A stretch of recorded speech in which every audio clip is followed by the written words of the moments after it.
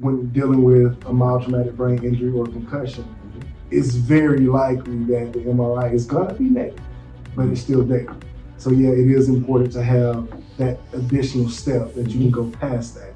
The Concussion Center proudly presents Talk-N-Headz, a podcast based on all things related to head injuries. This is not just a show about concussion. In this series, we take an in-depth look at the brain and its function specifically after there is trauma.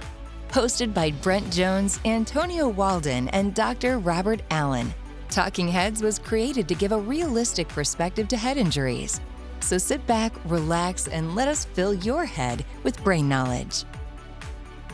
Welcome back to another riveting episode of Talk-N-Headz. You have me, the man, the myth, the legend, Antonio, the marketing executive for the center here. I guess Brent and Rob are out trying to one-up each other on their hairstyles. I think I heard Brent say he was getting frosted tips or something, so we'll see what they look like at the next episode. But we are so fortunate to have with us today one of the premier attorneys here in Atlanta, hailing from Jackson, Mississippi, by way of law school in Indiana. The man, I heard they call him Big Bo. Attorney Noah J. Moore, Esquire. Welcome to Talk-N-Headz, my friend. Thank you, Antonio. Antonio, you're one of my good friends. It's a pleasure being on this podcast. It's our pleasure to have you here, sir. So we're just going to start off like this. We ask all of our attorneys here, because it's interesting to hear the origin stories, man, just like all the superheroes. Always. What got you into law, man? I'll be honest, man. With me, I'm from Jackson, Mississippi, originally, born and raised, South Side. My mom and dad always instilled in me education with my brothers. My brothers, they're in medicine, whether it's pharmacy or cardiology or entrepreneurship. They always geared us toward that goal. From day one, when I knew that education was in me, I knew I wanted to be an attorney. Okay. So my mom put me in law camps at Tougaloo College. It was the Magnolia Bar Association law camp. The Magnolia Bar Association is the largest black bar in the state of Mississippi. Okay. A lot of great attorneys that were there and judges that are part of that bar. But I went to that particular camp, I would say about 3 years consecutively. Okay. Lived on Tougaloo College's campus. They showed us a lot of things, man. They brought us to the courtroom, set us there. Judges came up. Being honest, black men in robes, that wasn't pretty common. I come from Mississippi where, it's Confederacy, 50th in everything. Whether it's diabetes, whether it's high cholesterol, high blood pressure, heart disease, low education, the poverty line, Mississippi ranks at the 50th. So having that grounding from my parents about education really instilled me to say, this is what I want to do. So that's how I got my start in law. I knew I always wanted to be an attorney. Okay. Yeah. And undoubtedly, with anything that's worth pursuing, it gets hard sometimes. So what's kept you in law? Honestly, and honestly, I say this on a lot of my Instagram posts. I feel as though that I'm doing the Lord's work. Okay. I come from. So my dad is a United Methodist minister. He actually just turned 70 in February. Oh, okay. But he's in his 50th year of ministry. Oh, wow. So he started preaching when he was 18. My mom is a psychologist. She got a doctorate from Georgia State. She went to school with Martin Luther King's daughter. She grew up in Columbus, Georgia, but they relocated when they were young when my grandfather died off Columbia Drive in DeKalb County. She is a psychologist, has had her own private practice since I was born, so for 30 years. And they've always instilled with us to put your feet on the ground, boots on the ground. So I took that and always have tried to be a servant to my clients. It gets hard, but if you keep that in your forefront, I believe you'll be good. A lot of people are encompassed by greed, by money, by flashy things, but I'm encompassed by doing the right thing for the people that I represent, for my common man or woman. Gotcha. Okay. Man, of course, the inception of the Concussion Center here wasn't just something that we said, hey, let's do this. There was a calling and a need for it. Like you said, things that happened that said, hey, this is needed. And we've seen head injuries, traumatic brain injuries, TBIs, that kind of thing, be talked about more and more.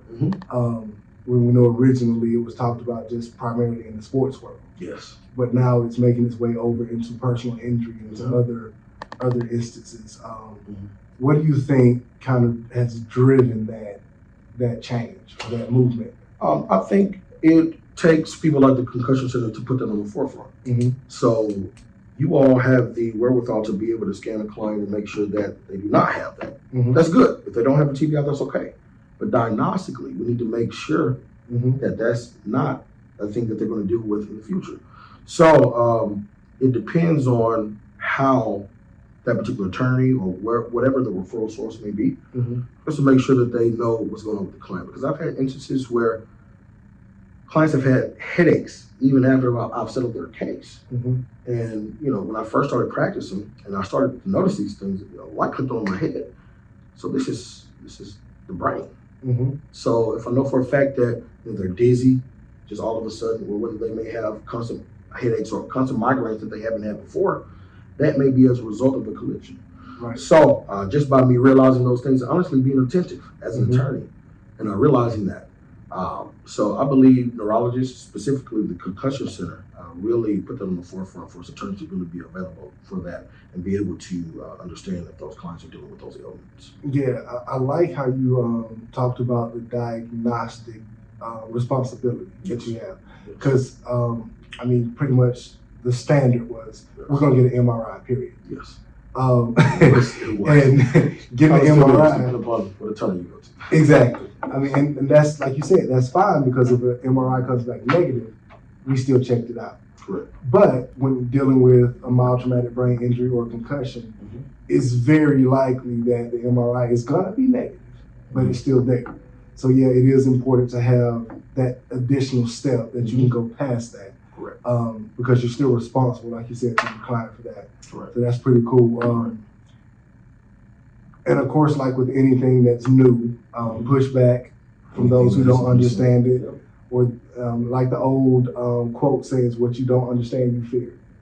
So do you think it's more lack of education or more fear that you're seeing when you introduce my client having a head injury when you're in demand stage or trial stage? Or So I would say lack of education. Okay. And the thing about it is, I believe we've come to a point now where there's more knowledge based upon TBIs that you can fully vet to see what's going on with a particular client and a pattern. As mentioned to you, my brothers are deep within medical journals.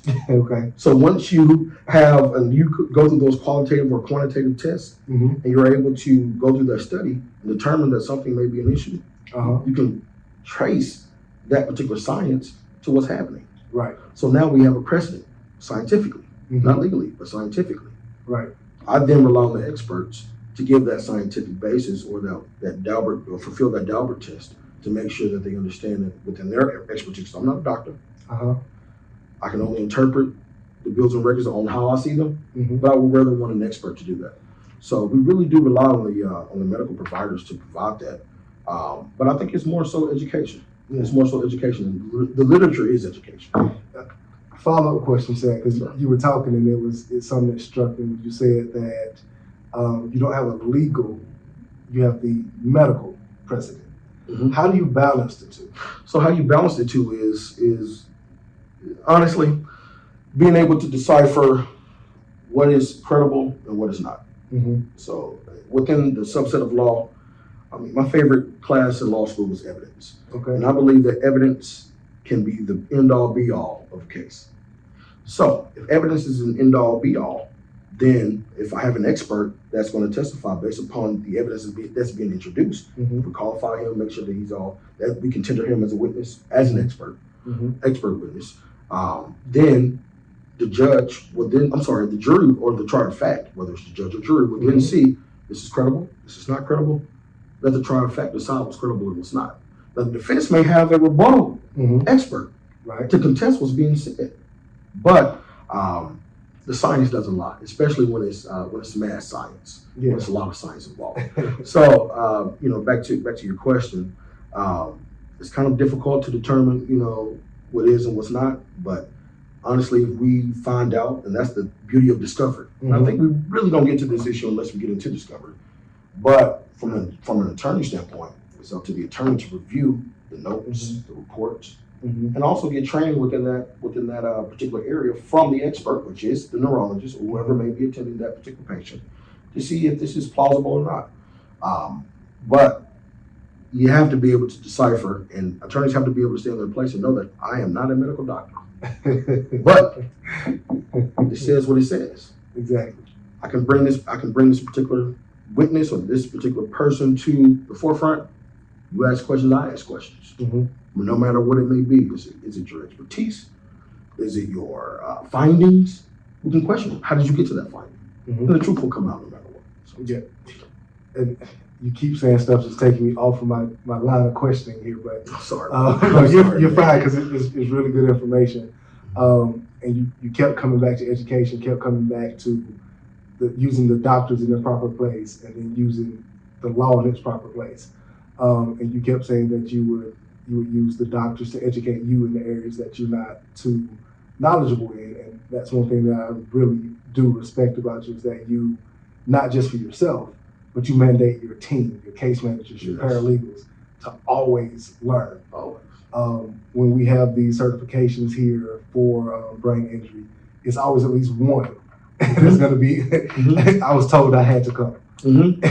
And after it's over, that changed from, I'm glad I was told I had to go. Correct. Because they're the ones that talk to the person first, most of the times. So they have to be able to identify some factors to bring to you. Hey, I think we might need to look into this side of this. Correct. So that's actually pretty cool too, to see that shift coming along. What do you think it's going to take to sustain this movement to continue to shed light and make TBIs and other brain injuries and give them the attention that they need in the personal injury world? What I believe is going to maintain the TBI diagnosis or the treatment, whatever may come from that diagnosis, is making sure that the providers are doing what they need to do. Having the correct intake, having the correct initial processes and forms, and diagnostic testing to make sure that they're properly diagnosing this patient. I just had a conversation with one of my colleagues. I said, my job is to make sure that the client is okay, right, above my interest. I believe that that's the same thing for a doctor. Same thing for a medical practice. Do no harm. Correct. So the way that we keep this in line is to make sure that we do what we need to do in order to move the cusp forward. And with that, make sure that your processes are in line, making sure that your staff is cognizant of what's about to come or what may come, and also making sure that you're informative on what's going on. That's the only way that we do it, and the clients appreciate that. Clients appreciate being real. Yeah, exactly. No matter if it's a TBI, no matter if it's a conversation that I have to have about the evaluation of the case. My job is to advise. I believe sometimes, and we have this issue somewhat similarly to medical doctors, subjective versus the objective, and trying to decipher the two. Right. But my job is to advise, and I believe in medicine, you all's job is not only to advise, but also diagnose and treat. Right. So it even goes a cusp further. So if we keep that forefront and keep that in the main purview, we'll be fine. We'll be fine. I'm interested as well to see what's going to continue to come from the CTE discussion and the sports side as well too. That's how we got here. Yeah. I think the more we learn about it on that side, the more it's going to translate into this, because I mean, they're really closely related. If you look at CTE, which primarily comes from football, they've already correlated it to coming from the impacts, the violent impacts of football. Well, what's most of the time equated to a motor vehicle accident? A violent impact. The only difference is, in the motor vehicle accident, I don't have a helmet and pads on. Correct. So, I mean, it's not really hard to see the correlation, and I get it. Defenses they're going to do what they're put in place to do.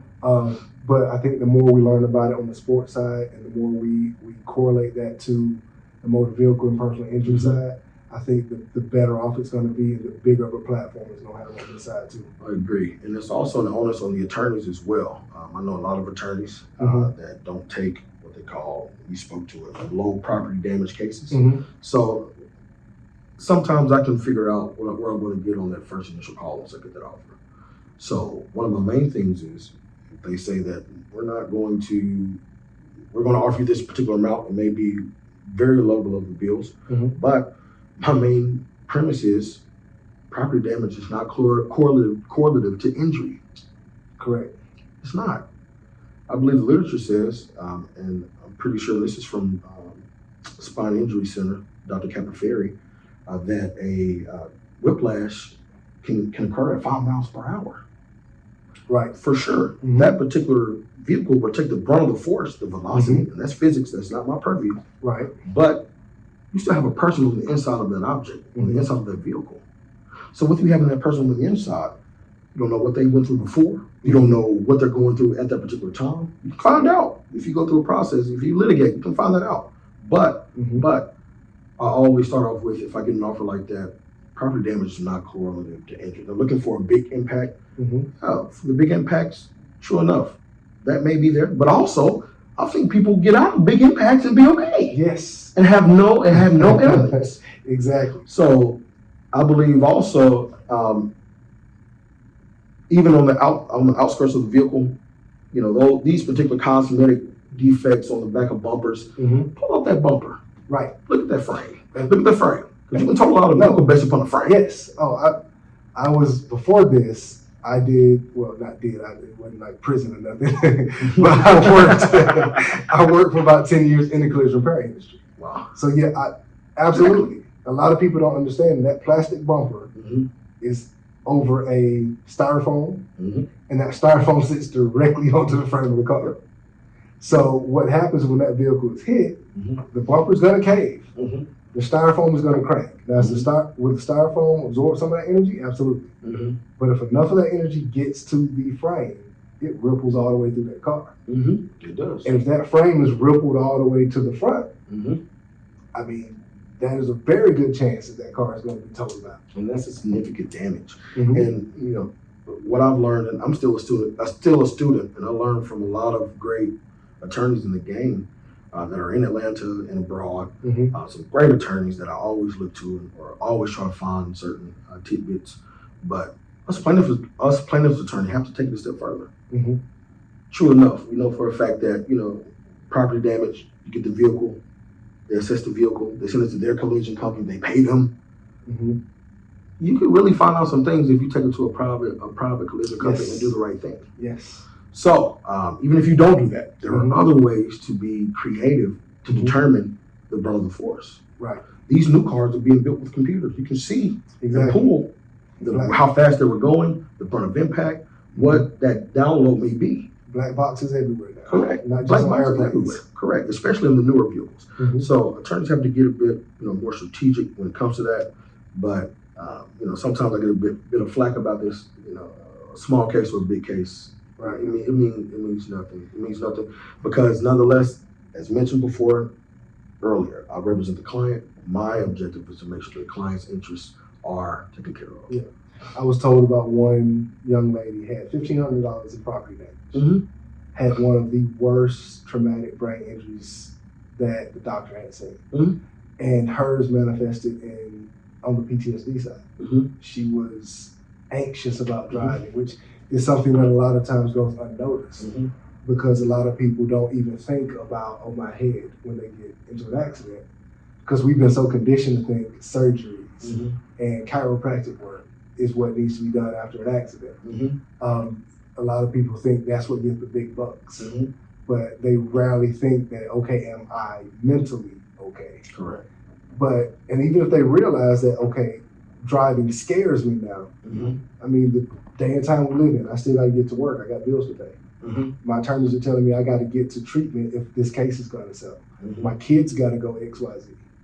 So even though I'm afraid to drive, I got to do it. And that's a sad reality that a lot of people who have been in personal injury accidents are going through, which is another part of, like you said earlier, the education we're trying to bring is that we have to bring light to that mental part of it too. Correct. Like it's more than just I'm dizzy or I can't remember something. Sometimes you have a mental, PTSD is a mental disease. Now, that even goes to, that's still a damage. There's damages. So, it may be or it may not, but I believe that when we're talking about those particular things that you can't see to the eye, that's general damages under Georgia law. Right. So damages that you can't put a finite dollar amount on, even though you may have been treated for that. You may have had to go to a counselor for PTSD. You may have had to go to a therapist for your anxiety because you're scared to get in the car again. I remember one of my mentors telling me that she was in the car, that their client was in the car with her husband. It was a very bad collision. That particular husband has to put a bag over his head because he doesn't want to see the road. He's that traumatized. Oh, wow. And that is a true story. That is a true story. But nonetheless, that's up to the providers to make sure that the intake is okay. Ask the right questions.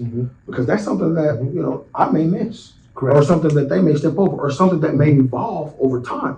Because mild TBIs or even traumatic brain injuries, you know, those are progressing issues. Correct. There are progression issues based upon the literature that I've read.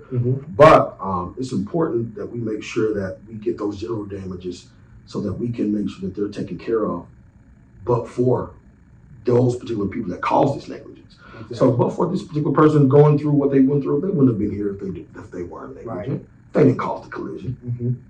They didn't deal with this before. Exactly. If they did, let's pull it up and try to see if they have. Did another collision cause this? Was it exacerbated? Or do we have an extra plaintiff here? So you have to keep that finite eye on that just to make sure that, you know, you're taking care of that client. And it always goes back to the premise. Put your client's interests above yours, because you have to listen to them, number one. But number two, also have to read the literature and make sure that you reference the documents or the evidence that's there. Exactly. Well, I mean, I think we've encompassed everything around head injuries and clients and personal injury, but I can't let you get out of here without talking about your Saints. Oh, yeah. I'm down to talk about that. I'm getting comfortable now. So, what is your prognosis for the upcoming year? All right, so my prognosis, so I base my prognosis. That's my word of the day. Listen, off my calendar. My prognosis, listen, I'm an evidentiary guy. I've referenced evidence a long time, so we're going to take it back on the off season. We just signed Jameis Winston to a deal. Famous Jameis. We also, and he's healthy. Don't sleep on Jameis. And he's healthy. Yes. We also just signed Tyrann Mathieu for 3 years, $33 million, I believe. To an already good defensive core. Already good defensive core. Shout out to one of my good friends, Bradley Roby, who is also a cornerback for the Saints. Who's also best friends with one of my business partners, AJ McDonald. I think we're good, man. We got Alvin Kamara. I mean, we got Mike Thomas coming back. We got Mike Callaway. You know, we have weapons. And the thing about the Saints, I believe the only demise of this particular offseason was losing Sean Payton. That's our core. That's our job. That's our dog. But is he totally gone, or did he move into the front office? He's gone. Oh, wow. Okay. He stepped away. But, you know, we've already had our ring. You know, we good. You know, you know, and guess what? It don't matter who's in the division. You can either see the Saints rising out on top or us number 2. You know, the Falcons ain't gonna beat us. So well, that doesn't hurt me. The Falcons fan. It's good. I'm a realist, and I just had this conversation with a friend today. I think number one, the Saints defensive line dominated Tampa Bay's offensive line last year. For sure. Even though I think we lost a Tyrone Armstead too. I'm not sure. We lost a great offensive line. Yeah, so. I still think that, like you said, the Saints are being slept on. They're going to wake some people up. They've always been slept on. And everybody's so excited about Tom Brady coming back. I don't think Tampa Bay is going to win the division because Miami got a whole lot better. But listen, you can take it back 2 years ago when he first came to the Bucs. When Tom Brady first came to the Bucs, we won the division consecutive years. We did. We have a dynamite defense. Cam Jordan, my guy, big linebacker, DeMario Davis. Some real dogs on defense. So you can win the division however much you want to, but when you win the playoffs, the playoffs, it's a different game. It's a different game. So hopefully we can, you know, we're going to dominate the regular season. I remember last year we had our first game against the Packers, we blew them out. I don't know if people remember that. When Aaron Rodgers came and we blew them out, I think they didn't even score. I think they scored 1 touchdown. But look where Aaron Rodgers got to thereafter. Still won MVP. Still got to his championship game for the conference. Where were we? We lost Jameis. So let's see how it goes. But regular season will be all right. Playoffs, let's get it right on that. All right. But look, man, we appreciate you coming to spend a little bit of time with us. You guys have heard the thoughts of Noah J. Moore Esquire. Only time will tell if he has a TBI or if he's a prophet. Only time will tell. Thank you for having me. But I think we spent enough time in your heads for this week. Tune in for the next episode of Talk-N-Headz coming at you soon. Have a great day, and we'll talk to you later. Peace. Thank you for listening to Talking Heads. This podcast has been brought to you by the Concussion Center. We appreciate the opportunity to fill your brain with some new information regarding head injuries. If you have any additional topics you would like us to cover, please reach out to us on our various social media platforms at the Concussion Center or hit us up on our website at concussionctr.com.